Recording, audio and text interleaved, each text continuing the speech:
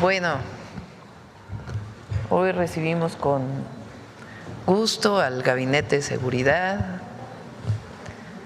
Está con nosotros la secretaria de Gobernación, Rosa Isela Rodríguez, el secretario de Seguridad y Protección Ciudadana, Omar García Harfuch, el general Ricardo Trevilla Trejo, secretario de la Defensa Nacional, el almirante Raimundo Pedro Morales Ángeles, secretario de Marina, el general Hernán Cortés, comandante de la Guardia Nacional, Marcela Figueroa, titular del Secretariado Ejecutivo del Sistema Nacional de Seguridad Pública, para darnos el informe de seguridad al cierre de noviembre. Y también invité a Roberto Velasco, que es el subsecretario para América del Norte, hoy está encargado de la Secretaría de Relaciones Exteriores, dado que el doctor de la Fuente tuvo una operación, está en este momento convaleciente, ya se va a reincorporar pronto.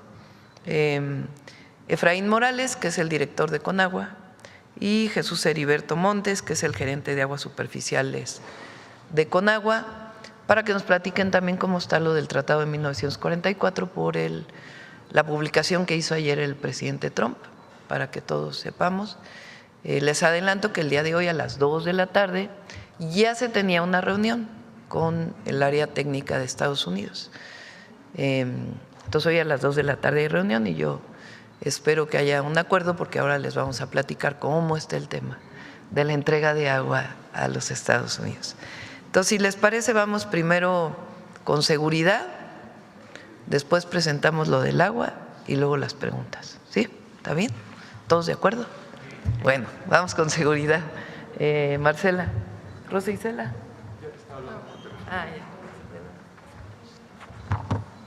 Muy buenos días a todas y a todos. Con su permiso, Presidenta.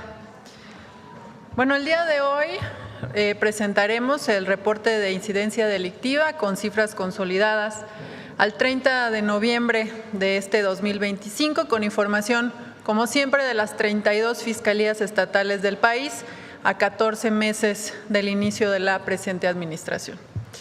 En esta primera gráfica podemos ver la tendencia en el promedio diario de homicidio doloso de forma mensual de septiembre de 2024, es decir, al inicio de la administración, a noviembre de 2025, el mes que acaba de concluir. Destaca una disminución del 37% del promedio diario respecto a septiembre de 2024. Como se ve claramente en la gráfica, los últimos 14 meses han presentado una tendencia sostenida a la baja.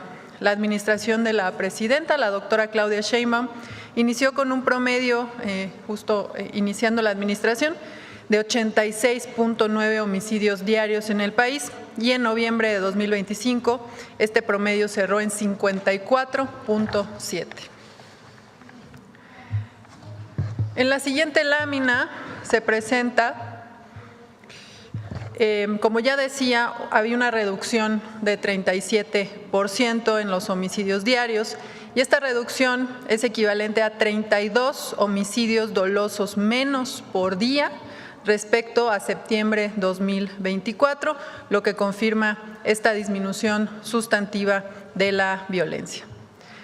En la siguiente gráfica se presentan los homicidios dolosos registrados en el mes de noviembre de cada año de 2016 a 2025. Como se puede ver en esta lámina, noviembre de 2025 es el noviembre más bajo en los últimos 10 años, es decir, desde 2015 no había un noviembre tan bajo como el de 2025. La siguiente, por favor. En esta lámina lo que podemos observar es la tendencia a la baja en este delito, ahora de forma anual, de 2018 a el preliminar de 2025, que ya son 11 meses del año. Comparando 2018 a 2025, la disminución del promedio diario es de 35%, y con la información preliminar que tenemos, el 2025 se perfila como el año con menos homicidios de este periodo analizado. La siguiente, por favor. A continuación pasamos a las entidades federativas. En esta gráfica se presenta la distribución de homicidios en los 32 estados del país. 7 entidades concentraron el 51% del total de homicidios dolosos del país, esto es en lo que va de enero a noviembre de 2025. En primer lugar está Guanajuato, que representó el 11% del total de homicidios a nivel nacional. Le sigue Chihuahua con 7.6%. En tercer lugar, Baja California con 7.3%. En cuarto lugar, Sinaloa con 7.1%. En quinto lugar, el Estado de México con 6.5%. En sexto lugar, Guerrero con 5.7%. Y en séptimo lugar, Michoacán con 5.5% del total nacional.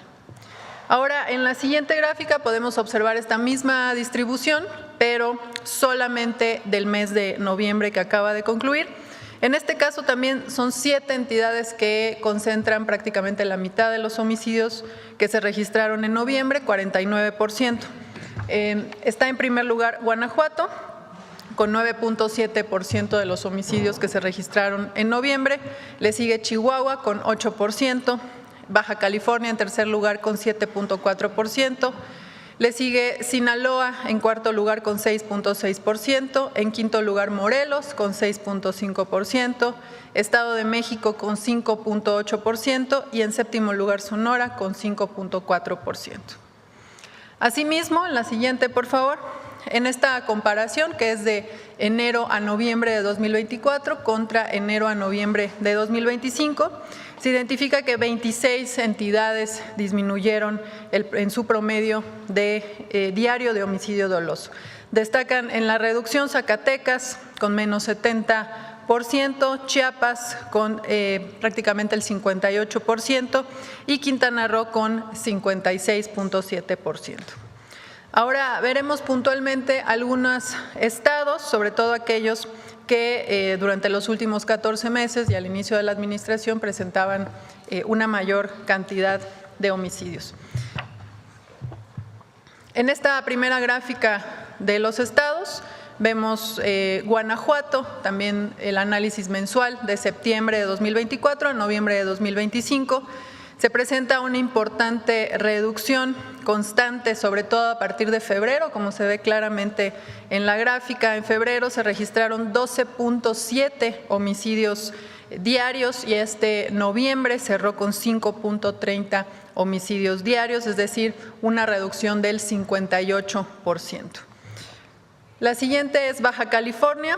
En esta entidad también se presenta una reducción sostenida a la baja en los últimos 14 meses.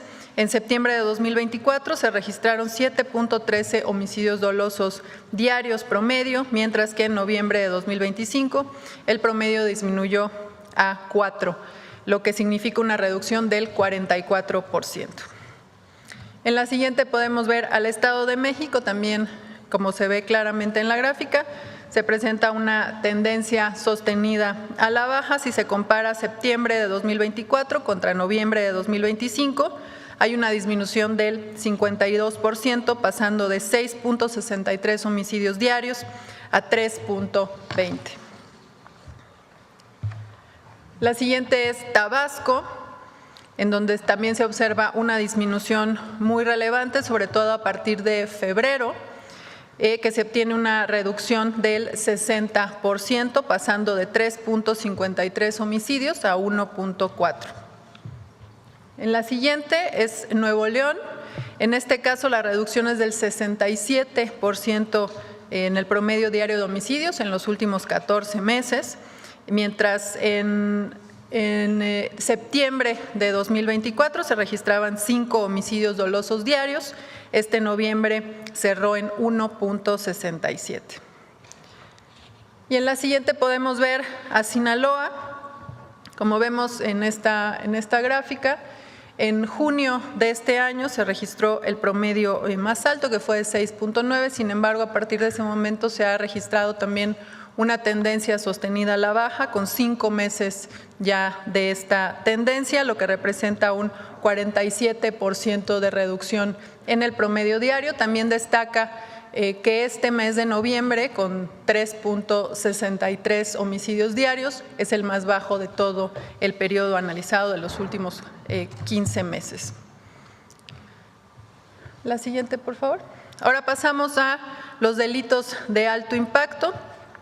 Este es el análisis anual. Si se comparan los últimos 8 años, podemos observar que en 2018 el promedio diario de delitos era de 969.4, mientras en lo que va de 2025 esta cifra se redujo a un promedio de 518.2 delitos de alto impacto diarios, es decir, hay una disminución desde 2018 del 47% en el promedio diario de delitos de alto impacto, siendo el nivel más bajo registrado en los últimos 8 años.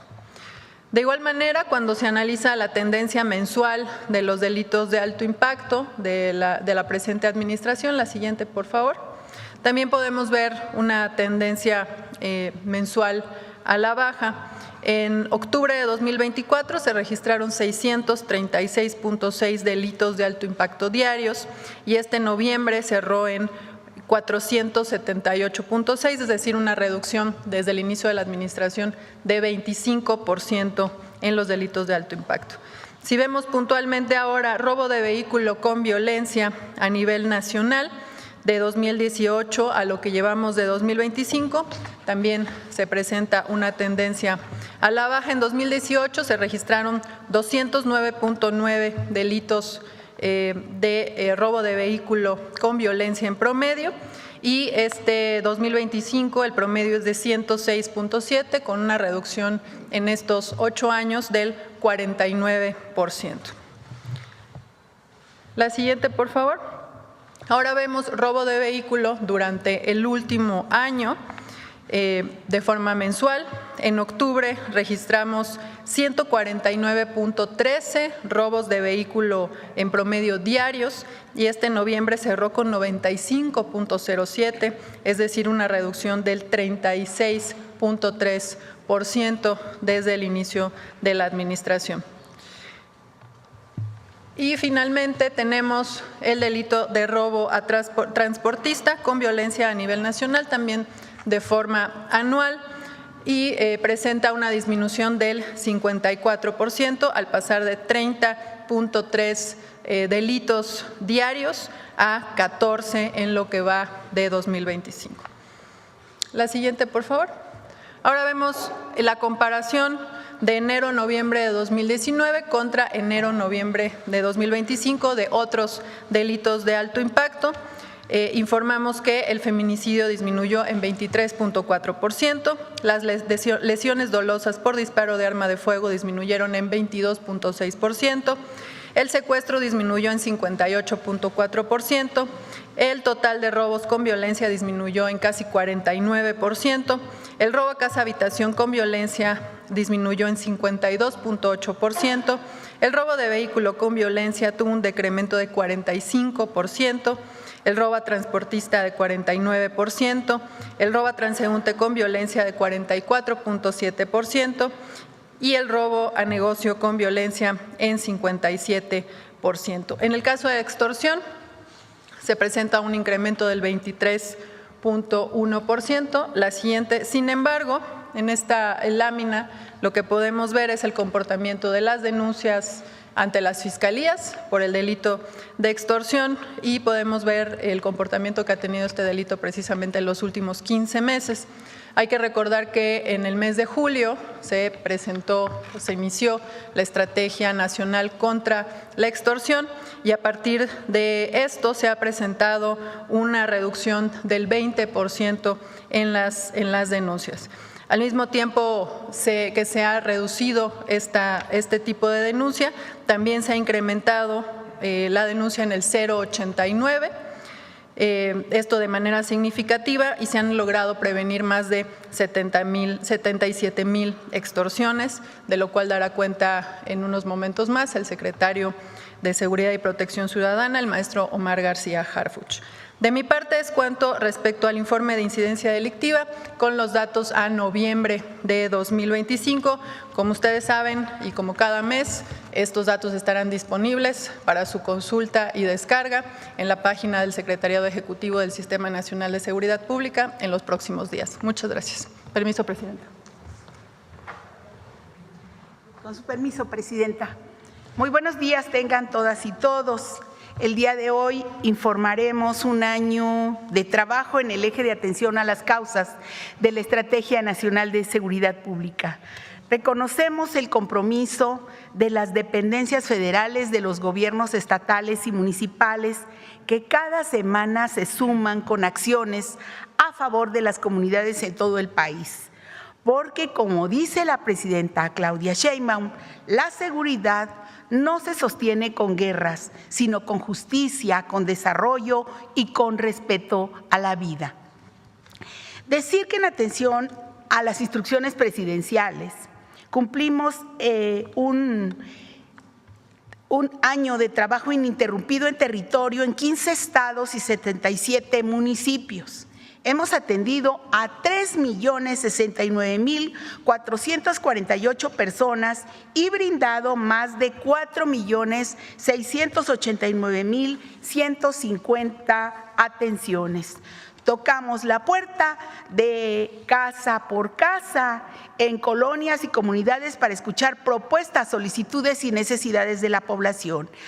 Y del trabajo en territorio se han llevado a cabo 404 ferias de paz como resultado de la articulación de esfuerzos de los 3 órdenes de gobierno para acercar programas y servicios a las comunidades. Se han formalizado 338 comités de paz con actividades de permanencia, promoviendo así la participación de vecinas y vecinos, quienes se organizan para mejorar su entorno. En Celaya, Guanajuato, por ejemplo, se llevó a cabo el primer informe de la estrategia de paz dirigidos a los comités de paz, asegurando las actividades de permanencia en este municipio. Esta labor, coordinada por vecinas y vecinos, ha hecho posible la recuperación de 306 espacios públicos como parques, plazas, senderos, canchas deportivas. Y a través de la Secretaría de Seguridad y Protección Ciudadana se han realizado en el Estado de México 945 actividades deportivas y recreativas con 75.396 asistentes. También en Tabasco y Baja California se efectuaron diversas acciones y capacitaciones. A través de la Secretaría de Desarrollo Agrario, Territorial y Urbano se dio el banderazo de inicio de obras comunitarias en la unidad deportiva Javier R. Burs en Cajeme, Sonora. Y en el IMSS Bienestar se fortalecieron los servicios de salud en los municipios de Panteló y Tila, en Chiapas, donde se brindaron más de 56,000 atenciones médicas. En la Trinidad y frontera con Malapa se llevó a cabo una jornada de credencialización del INE, que también está asistiendo a los lugares, a las actividades en territorio. También se integraron 1,808 jóvenes al programa Jóvenes Construyendo el Futuro en estas comunidades de Chiapas. Y en coordinación con Financiera para el Bienestar y la Secretaría de Bienestar, se visitaron pequeños negocios en Chenaló para incorporarlos al programa Crédito Solidario. Se participó en la entrega de 34 viviendas a familias desplazadas del Ejido Puebla y se inauguraron 3 puntos de venta de leche para el bienestar en la Trinitaria y frontera con Malapa. Reconocer siempre el trabajo de los secretarios técnicos estatales y municipales de las mesas de paz, quienes cada semana coordinan con los gobiernos estatales y municipales el fomento de actividades deportivas, culturales y artísticas a través de las jornadas de paz. También se realizaron 6,855 jornadas de paz con la participación de más de 2,100,000 personas. La CONADE continúa con el programa Ponte Pila, el muy gustado programa Pontepila, con más de 19,000 actividades y 1,600,000 participantes en las ferias de paz en 14 entidades. Además, se efectuaron 79 competencias deportivas con 77,000 atletas. Más de 13,000 corrieron la carrera Pontepila de la CONADE y 8.6 millones participaron en las Olimpiadas y en la Olimpiada Paralimpiada Nacional. A través de la Secretaría de Cultura se realizó el concierto de Residente en Tijuana, Baja California, que reunió a más de 53,000 asistentes en un ambiente de celebración. Mientras que en Ciudad Juárez, la proyección especial del histórico concierto de Juan Gabriel en Bellas Artes convocó a más de 10,000 personas. Para prevenir adicciones y suicidios, así como contribuir a generar lazos afectivos fuertes en los hogares, principalmente entre niñas, niños y adolescentes, se realizó el taller Familias Fuertes, Amor y Límites, impartido por la Organización Mundial de la Salud. El 21 de noviembre se instaló el Consejo de Paz y Justicia Cívica en Puebla y 217 consejos municipales para organizar el trabajo de los comités en las colonias.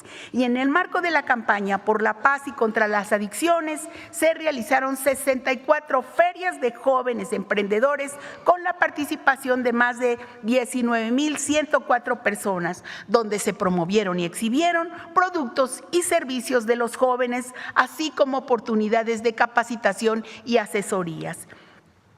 Y como parte de la campaña internacional 16 días de activismo contra la violencia hacia las mujeres y niñas, se realizaron 96 caminatas para la prevención y erradicación de la violencia contra las mujeres en 89 municipios, con la participación de autoridades de los 3 órdenes de gobierno y una asistencia de más de 26,000 personas. Junto con la Secretaría de Mujeres, se efectuaron más de 100 jornadas de difusión de las cartillas de derechos de las mujeres en instituciones educativas, comunidades de diversas entidades, alcanzando a más de 16,700 personas a través de pláticas y talleres para garantizar el ejercicio pleno de sus derechos. Esto en la última semana, porque la Secretaría de las Mujeres ya lleva más de 25 millones de cartillas entregadas. Y en coordinación con Hacienda, la Secretaría de la Defensa, Buen Gobierno, Bienestar, Aduanas, el INDEP, el SAT y Guardia Nacional, así como autoridades estatales y municipales, seguimos visitando las comunidades más alejadas con el Tianguis de Bienestar. Entregamos a la población enseres domésticos, tela, ropa, artículos nuevos de primera necesidad que fueron decomisados en aduanas. Con este programa se han beneficiado a más de 61,000 familias de 23 municipios y 9 localidades en los estados de Guerrero, Oaxaca y ahora estamos en Michoacán. Y con la colaboración también de la Secretaría de la Defensa Nacional y la Iglesia Católica, continuamos con Sí al Desarme, Sí a la Paz, para que la población acuda a intercambiar de forma anónima sus armas de fuego por dinero en efectivo. Del 1 de octubre de 2024 a la fecha, se han canjeado 8,700 armas de fuego, de las cuales 2,519 son armas largas y 5,088 armas cortas y 1,093 granadas. Además, claro, de cartuchos y cargadores. Imaginar siquiera cuántos delitos pudieron prevenirse y cuántas víctimas pudieron evitarse con este programa. Junto con el módulo de desarme, instalamos el canje de juguetes bélicos por juguetes educativos. Y finalmente, como lo ha señalado nuestra presidenta, la paz no se impone con la fuerza, se construye con las personas, con las comunidades y con el trabajo cotidiano. Muchas gracias.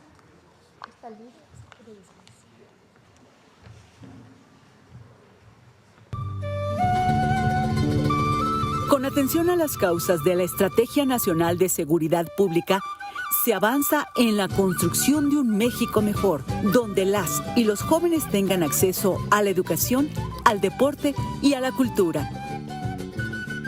Jamás vamos a renunciar, porque esa es nuestra esencia, atender a los jóvenes. Educación, cultura, deporte y la llegada del gobierno a muchísimos municipios donde no se había llegado. Más de 30 dependencias federales despliegan personal en las colonias para recorrer casa por casa e invitar a la población a participar en las ferias de paz. Bajo la coordinación de la Secretaría de Gobernación y con el apoyo de autoridades estatales y municipales, se instalan en plazas públicas módulos para brindar a la población atención médica y orientación para efectuar trámites.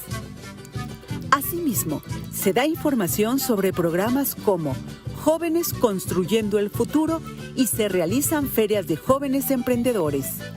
A través de las mesas de paz estatales y regionales, se llevan a cabo jornadas de paz con actividades deportivas como Ponte Pila.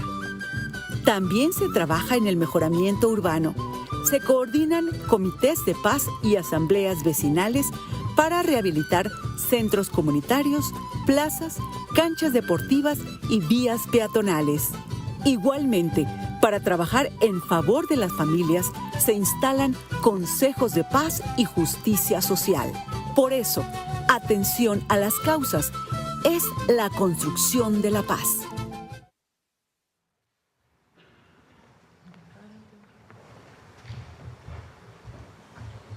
Con su permiso, señor presidente. Muy buenos días. A nombre de las instituciones que conforman el Gabinete de Seguridad, Secretaría de la Defensa Nacional, Secretaría de Marina, Secretaría de Gobernación, Secretaría de Seguridad, Fiscalía General de la República, Guardia Nacional y Centro Nacional de Inteligencia, informaremos primero los resultados obtenidos en el mes de noviembre. Fueron detenidas 1,761 personas por delitos de alto impacto. Se aseguraron 15 toneladas de droga y más de 1,100 armas de fuego. Se desmantelaron 146 laboratorios y áreas de concentración para la producción de metanfetaminas. Asimismo, en la presente administración de la presidenta Claudia Sheinbaum, del 1 de octubre del 2024 al 30 de noviembre del 2025, tenemos los siguientes avances. Se han detenido 38,700 personas por delitos de alto impacto. Se han asegurado 311 toneladas de droga, incluyendo más de 4 millones de pastillas de fentanilo. Se han asegurado 20,169 armas de fuego. El Ejército y la Marina han desmantelado 1,760 laboratorios para la producción de metanfetaminas, lo que representa una afectación económica de miles de millones de pesos para la delincuencia organizada. Este esfuerzo no solo reduce de manera significativa su capacidad logística y financiera, sino que impide que millones de dosis lleguen a las calles, protegiendo la salud de miles de jóvenes en todo el país. La implementación de los ejes de la Estrategia Nacional de Seguridad, junto con la política de cero impunidad, instruida por la presidenta Claudia Sheinbaum, además del incremento de operaciones realizadas con los gobiernos estatales, ha tenido un efecto directo en la disminución de la incidencia delictiva. Como ya lo dijo la maestra Marcela Figueroa, esto se refleja en una reducción del 37% en el promedio diario de homicidios dolosos entre septiembre del 2024 y noviembre del 2025. Este 37% menos de homicidios quiere decir 32 homicidios diarios menos en nuestro país. A continuación mencionaré algunas acciones relevantes de las últimas semanas. En Tijuana, Baja California, se realizaron cateos a inmuebles vinculados con organizaciones criminales, donde fueron detenidas 5 personas, se aseguraron armas de fuego, cargadores, cartuchos y 9 kilos de fentanilo. En Aldama, Chihuahua, en una acción relevante, tras repeler una agresión, elementos de la Secretaría de la Defensa Nacional detuvieron a 11 personas relacionadas con el grupo delictivo Cabrera Sarabia, entre ellos Roberto N., alias número 2, objetivo prioritario y generador de violencia en el Estado. Además de los 11 detenidos por el Ejército Mexicano, se aseguraron 17 armas largas, incluyendo ametralladoras y fusiles Barrett, cargadores, granadas, artefactos explosivos y más de 4,700 cartuchos, vehículos y equipo táctico. En Manzanillo, Colima, fue detenida por la Secretaría de Marina Yajaira Berenice N., alias La China, generadora de violencia y objetivo prioritario de esta entidad. además de estar relacionada con un doble homicidio ocurrido el 11 de noviembre en Manzanillo. También en 3 operativos realizados en el Estado de México fueron detenidas 9 personas, entre las que destacan 3 operadores de células delictivas identificadas como objetivos prioritarios generadores de violencia. Edgar Octavio N., alias El Chuta, operador financiero y traficante de una organización delictiva. Jesús N., alias El Michoacano, jefe de una célula vinculada con homicidios. Durante la detención fueron liberadas 37 personas de un centro de atención a las adicciones. Aldo N., alias Balú, del grupo delictivo La Choquiza. Como lo hemos mencionado con anterioridad, fortalecer la seguridad en Michoacán ha sido una prioridad para este gobierno. Por ello se han intensificado las acciones conjuntas con una mayor presencia de Defensa Nacional, Guardia Nacional, Marina, Seguridad, despliegue de equipos especializados en investigación e inteligencia, además de fortalecer a las autoridades locales con equipamiento, capacitación y acompañamiento, dotándolas de capacidades tácticas, tecnológicas y operativas bajo supervisión del Gobierno de México. Todo este esfuerzo se articula a través del Plan Michoacán por la Paz y la Justicia, cuya implementación ha permitido una actuación más precisa, coordinada y efectiva para proteger los ciclos productivos de aguacate y limón, detener a generadores de violencia y proteger a la población. Del 1 de octubre del 2024 al 30 de noviembre del 2025, las operaciones coordinadas con la entidad han dado como resultado 972 personas detenidas, 945 armas de fuego y más de 133,000 cartuchos, así como 23 toneladas de droga aseguradas. Se han habilitado también 17 laboratorios para la elaboración de metanfetaminas. Entre las acciones recientes en Michoacán destaca una operación realizada en el municipio de Uruapan, donde se detuvo a un sujeto a quien se le aseguró un tractocamión que transportaba 5 toneladas de precursores químicos y 19,600 litros también de precursores químicos. En otros estados, como en Puebla, fue detenido José de Jesús N., alias Gonzo, operador de una célula delictiva dedicada al trasiego de metanfetamina y cocaína hacia los Estados Unidos. Se le aseguraron armas de fuego, cartuchos y cientos de pastillas de fentanilo. En acciones coordinadas en Quintana Roo con las autoridades de este estado, fueron detenidos 3 integrantes del grupos delictivos y se aseguraron 46 armas de fuego, más de 1,600 cartuchos, 158 cargadores, 12 granadas, droga, equipo táctico y drones. En otro evento, también en coordinación con las autoridades de Quintana Roo, fue detenido Emiliano Alejandro N., alias El H., jefe de plaza del Cártel Jalisco Nueva Generación, considerado un objetivo prioritario en la entidad. Como parte del reforzamiento a la seguridad en Sinaloa, en 5 operativos coordinados realizados en diferentes municipios, fueron detenidas 18 personas. Se aseguraron más de 600 kilos de metanfetamina, 17 paquetes con fentanilo y otras drogas. Se han asegurado más de 18 armas, cargadores, cartuchos y una granada en estas acciones. Con estos aseguramientos se continúan las operaciones en Sinaloa. En Sonora destacan 2 acciones donde fueron detenidas 3 personas y se aseguraron 340 kilos y 400 litros de metanfetamina. Como parte de la estrategia para el combate al mercado ilícito de combustibles, los trabajos de inteligencia, vigilancia terrestre y análisis financiero permitieron ubicar inmuebles, tractocamiones y redes logísticas vinculadas a este delito. Destacan 3 operativos realizados en Oaxaca, Nuevo León y Sinaloa, que dieron como resultado el aseguramiento de más de 1,400,000 litros de hidrocarburo, 8 tanques de almacenamiento, 16 pipas, 49 bombas expendedoras de diésel y gasolina. Desde que implementamos la Estrategia Nacional contra la Extorsión el pasado 6 de julio, por instrucciones de la presidenta Claudia Sheinbaum, se mantiene un incremento en el número de denuncias en el 089, donde se han recibido a la fecha más de 102,800 llamadas, 77,428 llamadas, que representan el 75%, fueron extorsiones no consumadas, debido a que los operadores orientaron a las y los ciudadanos, lo que permitió interrumpir la acción delictiva. Se atendieron 14,575 llamadas de ciudadanos, quienes se comunicaron al 089 con la finalidad de reportar un número extorsivo. Se recibieron también 10,854 denuncias, es decir, el 11% del total de las llamadas, que se trataron de extorsiones consumadas, las cuales fueron turnadas a las fiscalías locales para su seguimiento y realizar las investigaciones que correspondan. Gracias a ello, se generaron 3,684 carpetas de investigación en las fiscalías locales. Agradecemos la confianza de la ciudadanía para realizar estas denuncias y contribuir en investigaciones que nos han permitido detener a quienes realizan este delito.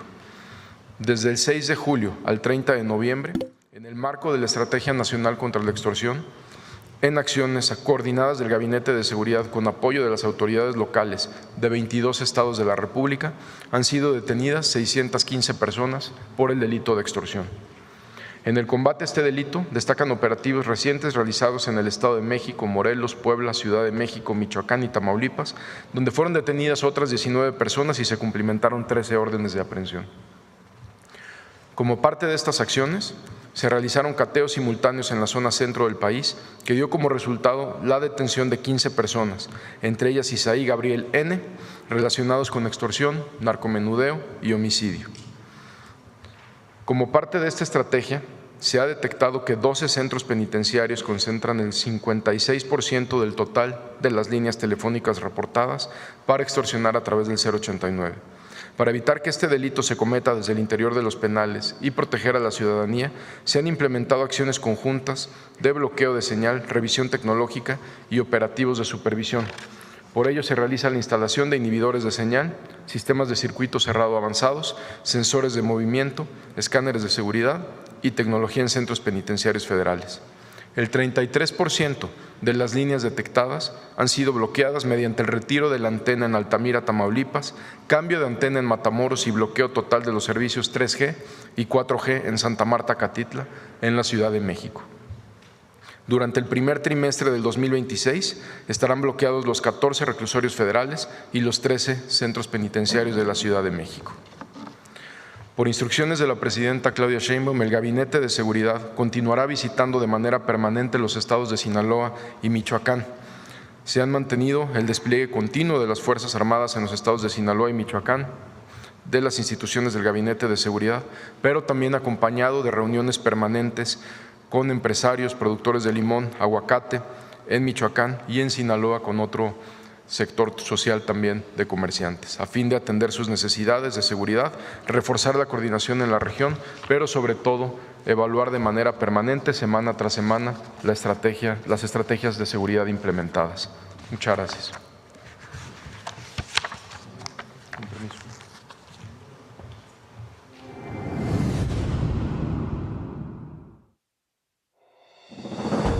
El Gobierno de México, en permanente coordinación con autoridades locales y la ciudadanía, mantiene como prioridad la paz que merece cada hogar del país. Para ello, se impulsa la Estrategia Nacional de Seguridad, sustentada en 4 ejes. Atención a las causas. Consolidación de la Guardia Nacional. Impulso a la inteligencia e investigación. Coordinación entre el Gabinete de Seguridad y las entidades federativas. Aunque aún existen desafíos por superar, esta estrategia sigue dando resultados. Muestra de ello es la constante reducción de los homicidios dolosos que, desde septiembre de 2024, han disminuido en un 37%, equivalente a 32 homicidios menos cada día. Además, destaca noviembre de este año como el mes más bajo en homicidios desde el 2015. La protección de la salud y la integridad de jóvenes, niñas y niños constituye una acción prioritaria. Por ello, desde octubre de 2024 se han asegurado cantidades históricas de droga. Más de 1.8 toneladas y más de 4 millones de pastillas de fentanilo, casi 159 toneladas de metanfetaminas, alrededor de 68 toneladas de cocaína y 82 toneladas de marihuana, junto con el desmantelamiento de 1.760 laboratorios clandestinos de metanfetaminas. La actuación entre las distintas instituciones de seguridad del país ha contribuido a una notable disminución del trasiego de drogas en la frontera con los Estados Unidos de América. Un indicador significativo es la reducción del 60.66% en las incautaciones de fentanilo realizadas por la Oficina de Aduanas y Protección Fronteriza de ese país, durante los meses de agosto a octubre de 2025, en comparación con el mismo periodo de 2024. Derivado del Plan Michoacán por la Paz y la Justicia, personal del Ejército, Marina, Fuerza Aérea y Guardia Nacional, en coordinación con autoridades de los 3 órdenes de gobierno, realizan operaciones para disminuir los homicidios dolosos, evitar la extorsión y mejorar en general la seguridad en el Estado, con los siguientes resultados hasta el momento: 207 detenidos, 238 vehículos, 89 artefactos explosivos improvisados, 67 armas de fuego, 12.393 cartuchos y 334 cargadores. Todo este cúmulo de acciones, conducidas por el claro objetivo de hacer de nuestro México un país seguro en un sentido amplio, han sido uno de los factores que han contribuido a que la inversión extranjera directa haya alcanzado un récord histórico en el tercer trimestre de 2025, al superar los $40,000 millones. Esta cifra representa un crecimiento del 14.5% respecto al mismo periodo de 2024 y confirma la confianza internacional en la estabilidad de México, así como el potencial de nuestro país para la inversión. Con el esfuerzo de todas y todos, avanzamos hacia un México más seguro. Estos logros reafirman la dedicación constante del Gobierno de México para seguir construyendo la paz y la prosperidad compartida en nuestro gran país. Bueno, vamos muy breves con lo de agua. Si nos ayuda Roberto. Con su permiso, señora presidenta, si me ayudan con la presentación para ser muy breves. Si vamos a la siguiente lámina, por favor. Bueno, ¿qué es el Tratado de Aguas de 1944? Se firmó el 3 de febrero de ese año y es un instrumento jurídico que norma la relación entre México y Estados Unidos para administrar conjuntamente el agua de 3 ríos internacionales: el río Bravo, el río Colorado y el río Tijuana. Si vamos a la siguiente lámina, el tratado además contiene la creación de la Comisión Internacional de Límites y Aguas, que es el órgano que se encarga de asegurar la aplicación del tratado y, por supuesto, de gestionar sus distintas actividades. Este tratado además permite el desarrollo de procedimientos para medir el agua que fluye por los ríos internacionales y llega a las presas internacionales, y obviamente se distribuye entre ambos países, y establece las bases de la distribución para los volúmenes de agua, principalmente en el río Colorado y en el río Bravo. Y pueden ver ahí un poco de algunas de las cuestiones también que están incluidas en el tratado, que tiene todo tipo de cosas, por ejemplo, generación de energía eléctrica, control de avenidas, las obras que se han hecho para el saneamiento en el río Tijuana, solo por citar unos ejemplos, y claro, obvio, la creación, la construcción de las presas internacionales, que son muy importantes, la Falcón y la Amistad, que ahorita mencionamos. Si vamos a la siguiente lámina, el tratado establece la distribución de los ríos internacionales de la siguiente forma. En el artículo 4 del tratado se establece que México tiene que proporcionar a Estados Unidos una tercera parte de los escurrimientos de 6 ríos que son tributarios del río Bravo, que son el Conchos, el San Diego, el San Rodrigo, el Escondido, el Salado y el arroyo Las Vacas, y que esta parte en 5 años, esto es importante, ahorita lo retomamos, no debe de ser menor a 2.158 millones de metros cúbicos de agua, lo que equivale a un promedio anual de 431.7 millones de metros cúbicos de agua. Si vamos a la siguiente. A cambio, México recibe agua del río Colorado, recibe anualmente un volumen de 1.850 millones de metros cúbicos de agua que se establecen en el artículo 10 del tratado. Como pueden ver, pues recibimos más agua de la que tenemos que proporcionar mediante este tratado. Algo muy importante decir, México está actuando conforme lo establecido en el tratado. Ahorita van a ver un poco de lo que está ocurriendo con la sequía, pero el tratado establece que si en un quinquenio no se puede cubrir el volumen entero porque hubo una sequía extraordinaria, ese volumen se puede cubrir en el ciclo inmediato siguiente, que es lo que está sucediendo en este momento. Como pueden ver ahí, en el propio artículo 4 que ya mencionaba, dice: en casos de extraordinaria sequía, los faltantes que existieran al final del ciclo aludido de 5 años se repondrán en el ciclo siguiente, textualmente. Si vamos a la siguiente lámina. Ahora, pueden ver aquí lo que mencionaba de la sequía, que lo hemos venido diciendo pues a lo largo de los últimos años. Pueden ver aquí este índice de sequía hidrológica que mide los escurrimientos naturales en los tributarios del río Bravo, y como podrán ver en los años 2022-23, pues tuvimos una sequía verdaderamente extraordinaria que se sale del rango pues prácticamente de todo el tiempo que hemos medido estos escurrimientos, desde 1953. Muchas gracias, señora presidenta. Son justo esas dos barritas rojas que señaló la señora presidenta. Naturalmente que pues esto es lo que nos ha puesto en una situación compleja, porque tuvimos pues menos escurrimientos de lo normal el ciclo pasado. Si vamos a la siguiente lámina, aquí pueden ver lo que ocurrió, lo que decía en el año 3 y en el año 4 del ciclo, pues desafortunadamente se pudo entregar un volumen muy pequeño por esta sequía que se presentó. En el último año del ciclo se hizo un esfuerzo muy importante combinado con las lluvias que hubo sobre todo en este año, y permitió resarcir una parte del faltante de los años anteriores. Sin embargo, pues queda un volumen pendiente de poco más de 1,000 millones de metros cúbicos de agua que tenemos que cubrir en este ciclo.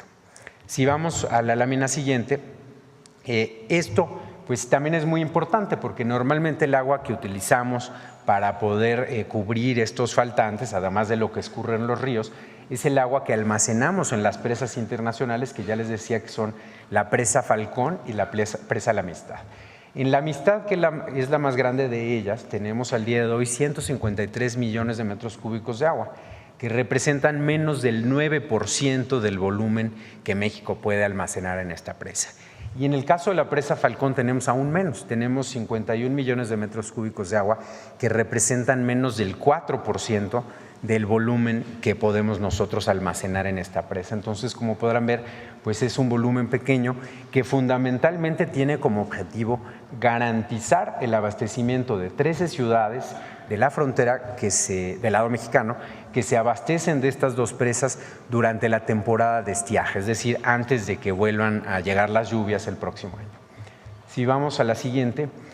Y aquí pues pueden ver el proceso técnico binacional que se ha seguido. En el 23 de abril se tuvo una reunión donde se acordaron medidas extraordinarias, que fue lo que permitió pues que se resarciera un poco del faltante. El 15 de agosto hubo otra reunión binacional de seguimiento. El 25 de noviembre tuvimos otra reunión para evaluar las condiciones de la cuenca y las posibles acciones a seguir. El 4 de diciembre tuvimos una reunión técnica entre ambas secciones de la SILA para dar seguimiento a lo que se había discutido el 25 de noviembre y seguir evaluando opciones. Y tenemos, como ya señaló la presidenta Sheinbaum, una reunión el día de hoy por la tarde para pues seguir buscando una solución. ¿Cuál es la instrucción que tenemos? Tratar de llegar a un acuerdo, pero por supuesto respetando un tema que es fundamental, que es pues está en nuestra Constitución, que es el derecho humano al agua, es decir, el derecho de las personas a tener agua para el consumo humano en las ciudades, que ese es, digamos, como lo que no podemos tocar. Y por otro lado, obviamente, pues las limitaciones que la propia infraestructura tiene para poder proporcionar agua y los volúmenes que tenemos. Pero estamos, por supuesto, tratando de llegar a un acuerdo que permita distribuir de manera justa el agua que tenemos en este momento. Es cuanto, presidenta. Gracias. Bueno, en los dos temas muy rápido. La disminución en el número de homicidios diarios. A ver, pon la gráfica otra vez, por favor.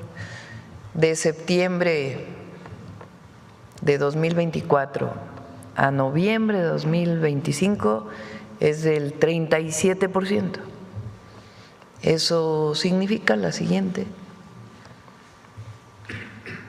Son Antes, en septiembre hubo 86.9 homicidios diarios y ahora estamos en un promedio de 54.7 homicidios dolosos diarios, una reducción del 37%, es el noviembre más bajo desde 2015,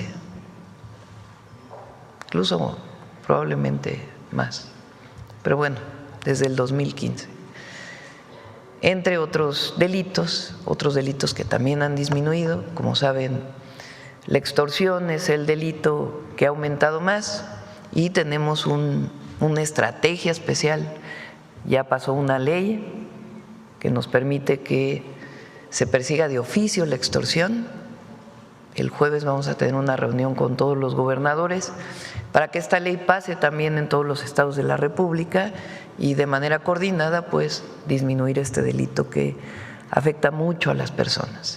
Entonces, pero el resultado de homicidios pues es muy importante, el que hemos tenido a lo largo de estos meses. Bueno, ese es un tema.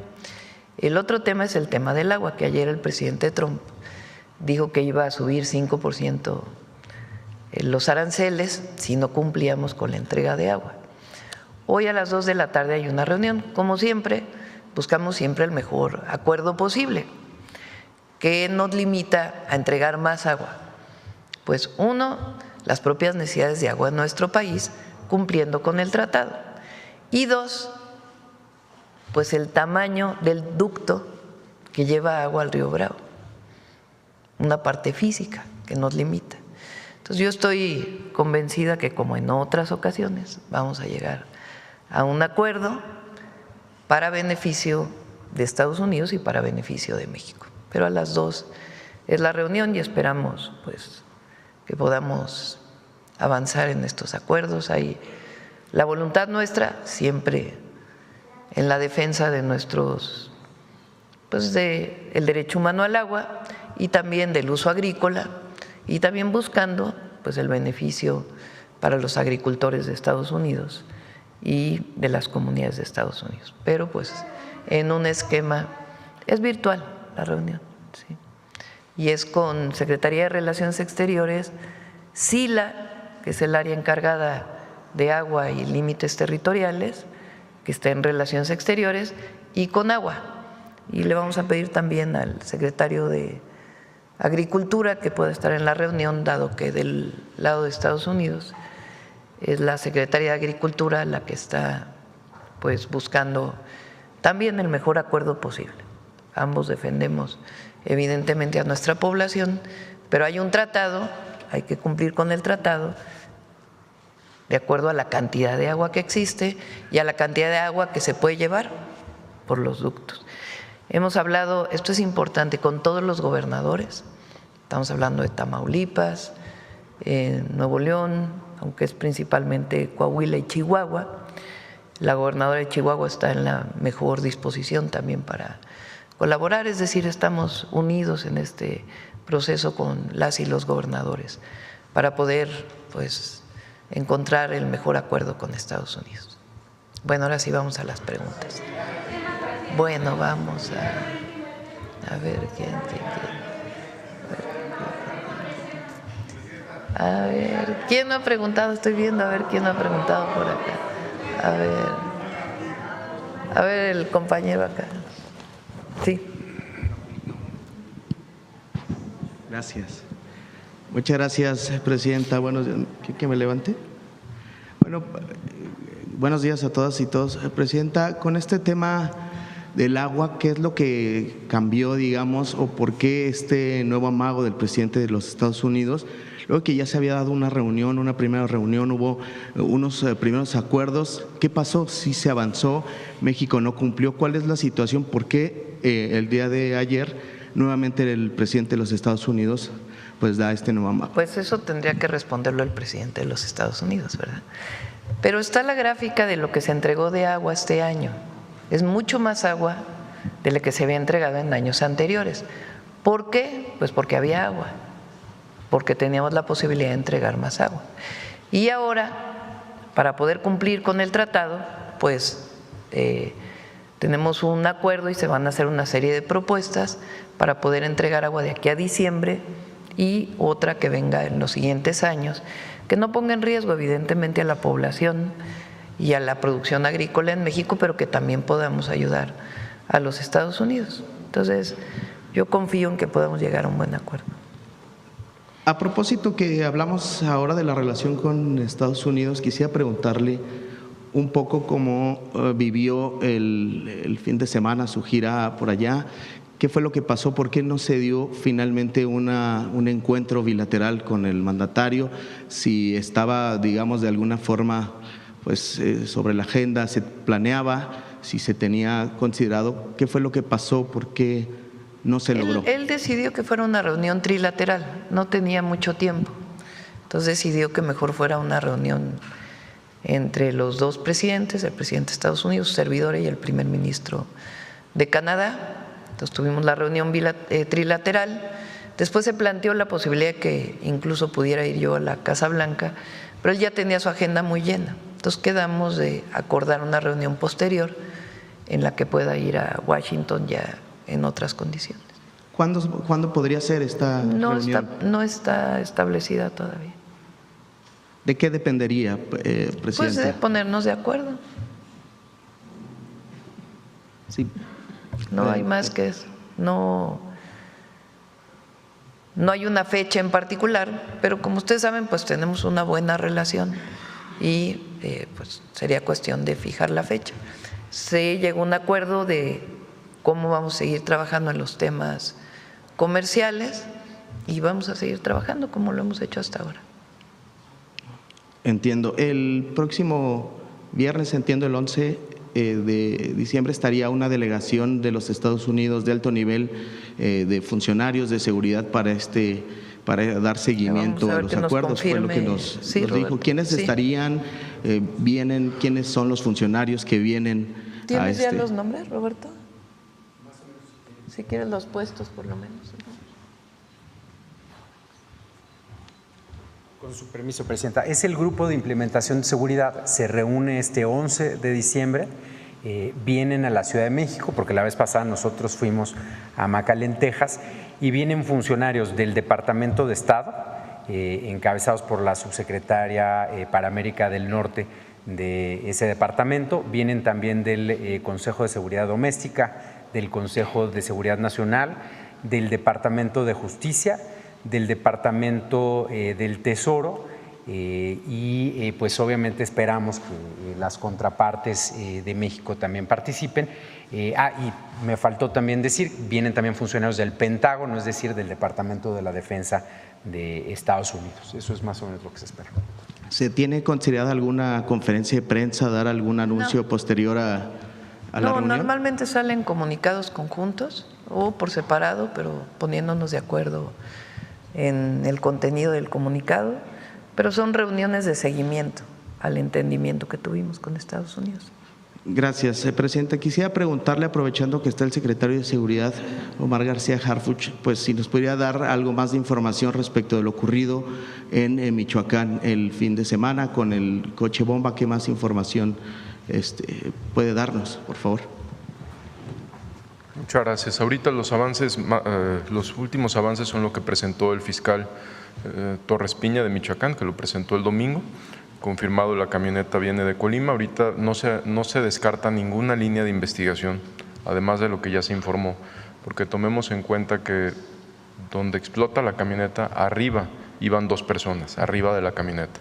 Entonces también ahorita, ya que lo atrajo la Fiscalía General de la República, se abren nuevas líneas de investigación, se van a hacer otros peritajes, pues para determinar exactamente qué pasó, porque no fue un vehículo, digamos un coche bomba que hayan dejado y que después haya detonado, sino hay conductores, hay un conductor y una persona adicional que ingresan, llegan, se estacionan y el vehículo es cuando explota.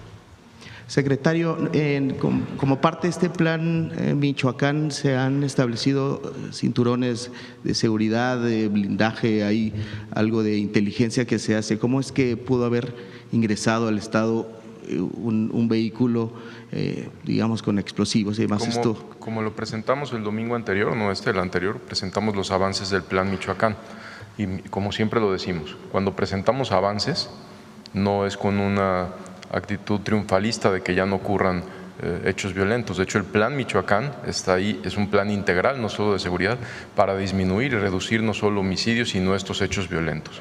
Esto es un plan que vamos a continuar fortaleciendo hasta que disminuyan todos estos índices delictivos.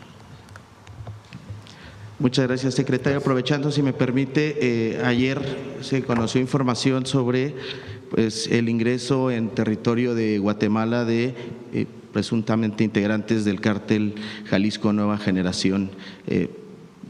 ¿Tiene alguna información al respecto? ¿Hay colaboración? ¿Hablaron con las autoridades de Guatemala al respecto? Hay colaboración. Ahorita el general secretario va a informar también sobre la coordinación que se hizo con el ejército de Guatemala.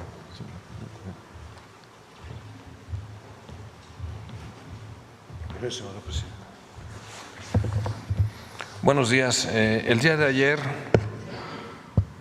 el Ministerio de Defensa de Guatemala emite un comunicado de prensa en donde informa sobre 12 agresiones por parte de un grupo de la delincuencia organizada a personal del Ejército de Guatemala en un lugar denominado Aguasarca, en Huehuetenango. Ahí resultó herido un oficial en un pie. También mencionan en ese comunicado de prensa que se estableció coordinación con la Secretaría de la Defensa Nacional.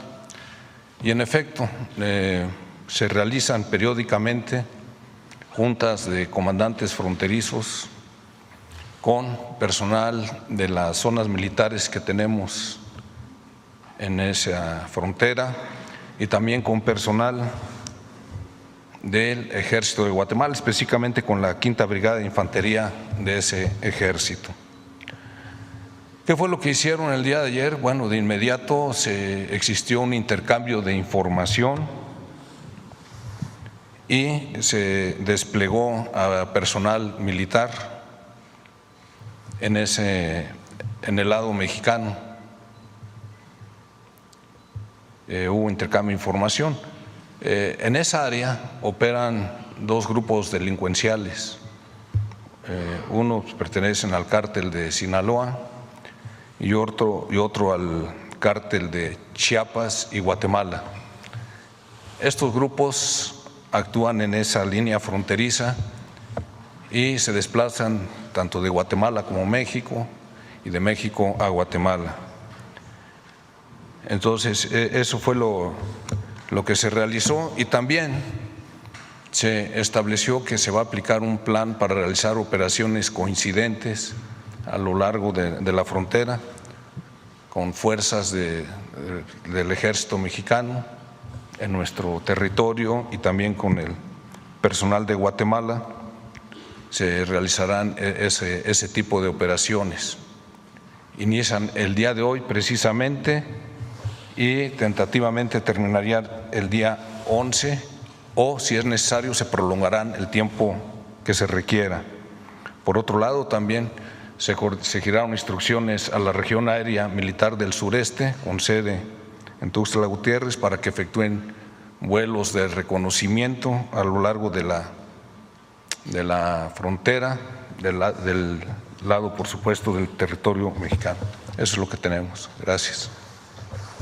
Muchas gracias, secretario. Presidenta, aprovechando, y si me permite, y con eso termino, ¿cómo, digamos, ver o analizar lo ocurrido el fin de semana en Michoacán en medio de lo que está pasando acá, el festejo que ustedes denominan el festejo de la transformación y esta situación con el coche bomba? ¿Cómo lo califican desde el gobierno? ¿Fue una afrenta a lo que están haciendo en el plan en materia del crimen o de combate al crimen organizado? No sé qué es lo que estás implicando con la pregunta, no entiendo muy bien. Pues que si el crimen organizado está pretendiendo lanzar un ataque directo cuando ustedes están… No tiene nada que ver.